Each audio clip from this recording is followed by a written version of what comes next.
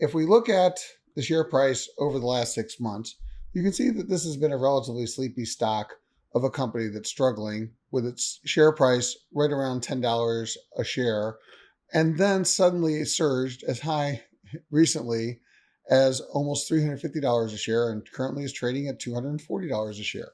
First of all, we have to understand that GameStop itself is not doing well. In a way, they're like Blockbuster. Video gamers are no longer buying stuff in the store, it's moving online. So, what caused the meteoric rise in the stock price of GameStop? Why did the stock price shoot up so much? Well, first, you have to understand that there were a lot of professionals that were betting against the company. This is known as going short. What you do is you borrow the shares of stock from somebody that owns them, you sell the shares of stock, you take the cash, and then you agree to replace those shares of stock later. So you're going to buy them back at a later date and give them back. Hopefully the share price falls, you pocket the difference.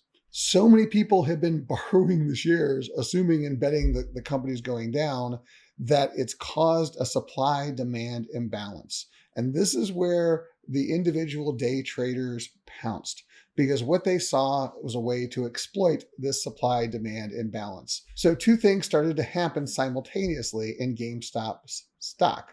Number one, individual traders were purchasing the shares at higher and higher prices, moving the share price higher.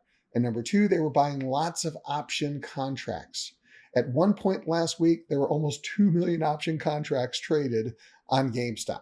So what ended up happening is that there was demand suddenly for the stock and there wasn't a lot of supply, pushing the price higher. The other thing you have to understand about Wall Street is the firms themselves that are going short have to mark the prices of their stocks every day.